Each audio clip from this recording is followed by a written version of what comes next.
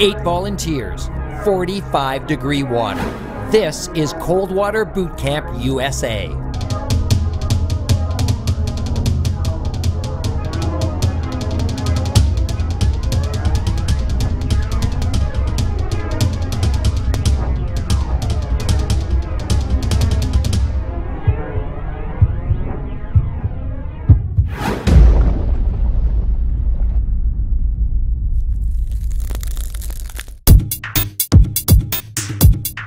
We have selected 8 very hardy volunteers from across the country to subject them to icy cold water and teach them how to survive an accidental cold water immersion.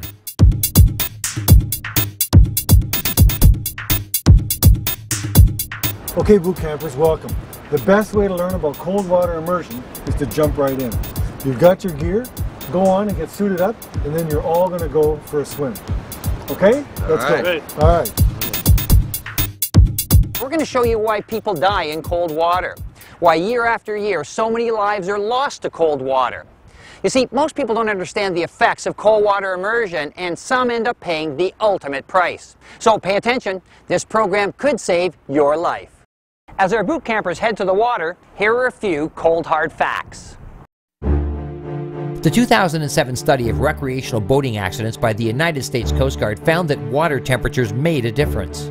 In water between 70 and 79 degrees, only 8% of the accidents were fatal, while accidents in water with a temperature of under 59 degrees, more than 40% were fatal. That means your risk of dying in cold water under 59 degrees is 5 times as great. Drowning statistics studied by the Life Saving Society revealed that when it came to boaters, 60% drowned in water under 50 degrees and 34% drowned in water between 50 and 68 degrees.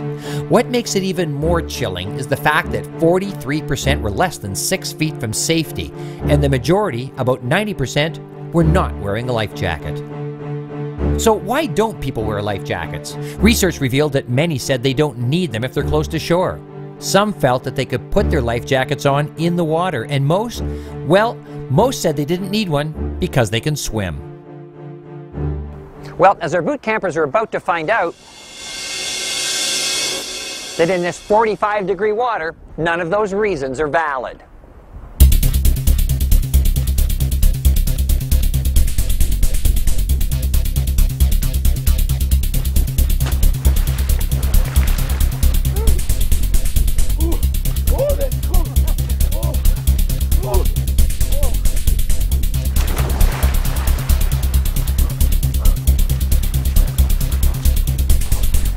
The folks who failed quickly were very interesting because they would have drowned if they didn't have somebody to rescue them.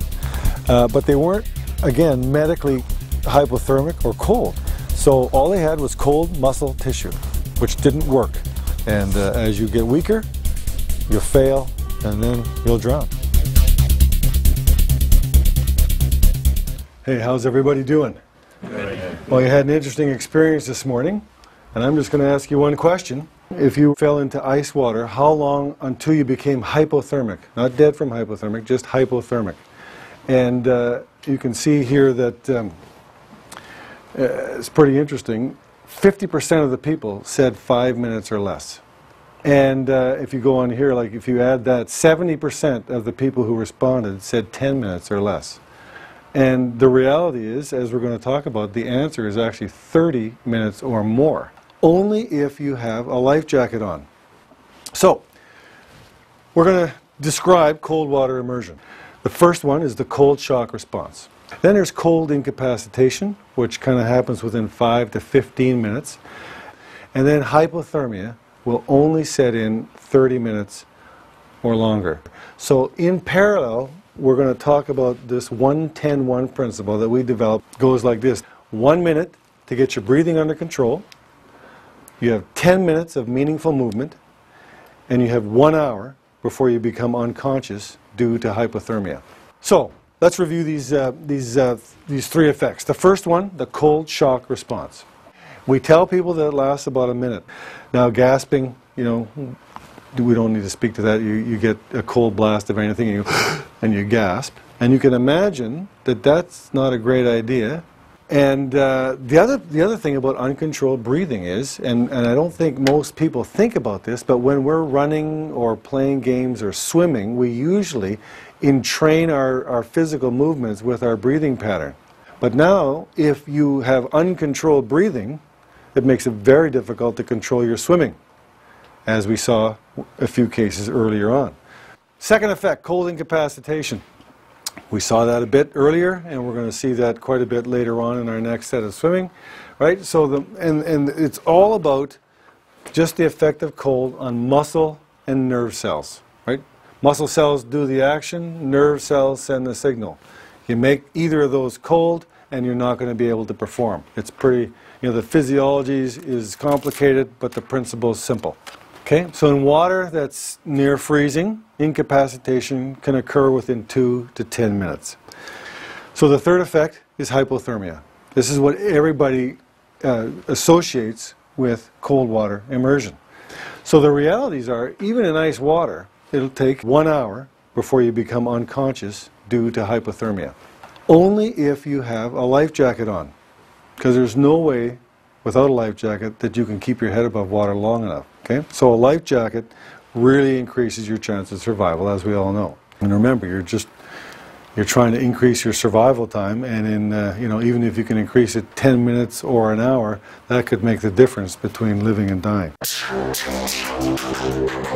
Today, the campers were tasked with some specific incapacitation tests. 4 volunteers headed just offshore to go for another swim, but this one was a little different from the one before. Chuck and Jonah and Ashante and Rachel were each asked to take a swim in pairs, one with a life jacket and one without.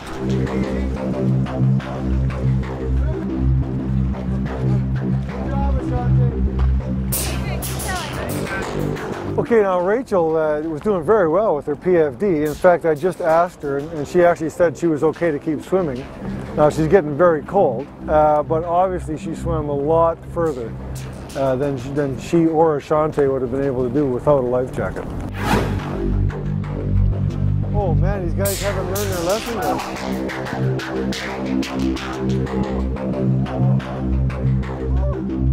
So as you can see, Chuck is having a very difficult time. He can keep his head above water, but with the waves and the cold water, basically all he's doing is staying afloat. He's not making any headway. Oh, what the hell? Take it easy. Oh man. The remaining 4 campers stayed closer to shore and were tasked to perform several tests. Their jobs were simple ones, like tuning and calling on a VHF radio, deploying a signal flare, and trying to reboard a vessel. But as time went on, those tasks became less simple, and after a short time in the water, you could clearly see that they became slower and more belabored. That's going a little slower. Tim and Victor were removed from the water, but Mario and Mark stayed in longer, much longer, to take them into mild hypothermia. Along the way, their core temperatures were measured, and interestingly, both experienced an increase in the beginning before the cold water started to cause their temperatures to drop. Okay, so in 20 minutes you've gone from 100.5 to 99.2. You dropped a degree at 1.2, and then you dropped another degree in the last 10 minutes. If I didn't have a life jacket, I don't know that I'd have made it much past that 5 or 6 minute mark. Certainly I would have drowned. I certainly wouldn't have made it 30 minutes. You're not going to be thinking about how much that thing cost. You're just going to be glad you have it. This was a very interesting weekend because even in water at 45 to 47 degrees Fahrenheit, we were able to see all 3 phases of cold water immersion. Just about everybody had a cold shock response, lots of gasping and hyperventilation, which in a couple of cases made it very difficult to swim. Pretty well all of them, on one day or the other, had cold incapacitation and were not able to swim, so they went to swim failure. We even took a couple of guys to hypothermia, although that took quite a while in that water. And that just proves the point. The life jacket is absolutely necessary to get past those first 2 phases and survive long enough to be rescued. When it comes to cold water, preparation and prevention are the keys. Try to prevent yourself from falling in cold water and prepare in case you do with simple things like having a plan of how to rescue yourself or how to call for help. Knowing what to do in those first few critical minutes can make the difference between you becoming a statistic or a survivor.